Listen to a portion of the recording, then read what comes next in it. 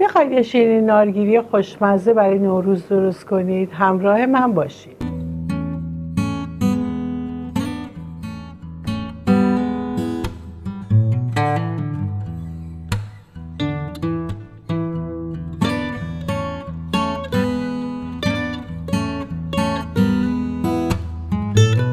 سلام، امیدوارم حالتون خوب باشه. امروز براتون آموزش شیرینی نارگیری برای نوروز رو دارم. همراه من باشید. موادی که لازم داریم: سفیده تخم مرغ، پودر قند، پودر نارگیل چرب حتما باید باشه، روغن و با آرد برنج و بیکینگ پودر و وانیل.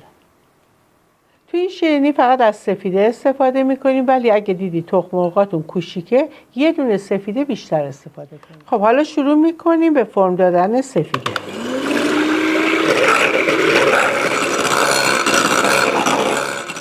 خب الان که سفیده ها کامل فرم گرفت، ببینید به این صورت باید اصلا نریزه و همینجور به این صورت ببین نوکش حالت تیز شده.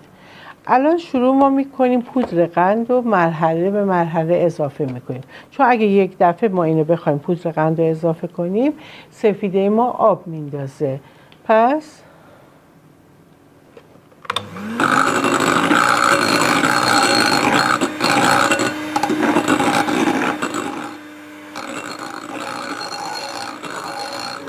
وانیل هم اضافه میکنیم.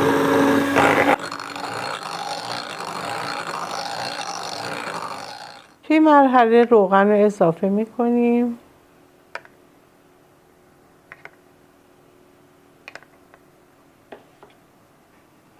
آرد برنج رو اضافه میکنیم.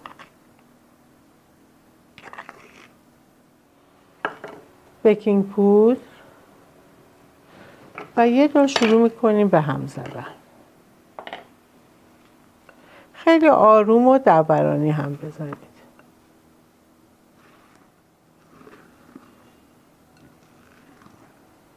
حالا پودر نارگیل رو اضافه میکنیم. من کمی هم میزنم، دوباره میزنم.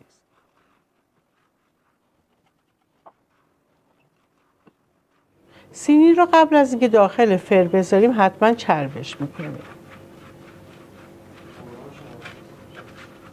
دستتون رو حتما با آب سرد خیس بکنید. به این صورت ما گلوله میکنیم. مهم نیستش که مدلش زیاد هر جوری باشه، فقط گرد کنید.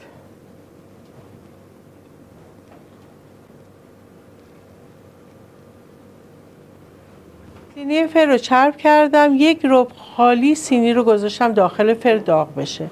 بعد این نارگیلی ها رو که همه رو آماده کردم داخل سینی فر میذارم با درجه 180 به مدت 10 دقیقه. زیرش اگه دیدید طلایی شدش کافیه، زیادتر نذارید چون خشک میشه.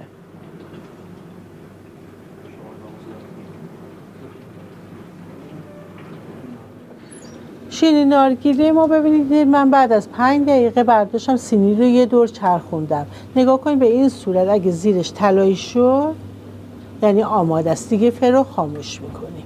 نگاه کنید به همین راحتی شیرینی نارگیلی خوشمزه ما آماده شده. حتما برای ایام نوروز درست کنید چون خیلی راحت درست میشه، زمان کمی میبره. با 250 گرم پودر نارگیل چرب به ما اینقدر شیرینی داد. یه سینیش هم داخل فر هست. اگه دوست دارید شیرینی نارگیلی ها به این رنگ در بیاد مدت 5 دقیقه بیشتر داخل فر بذارید.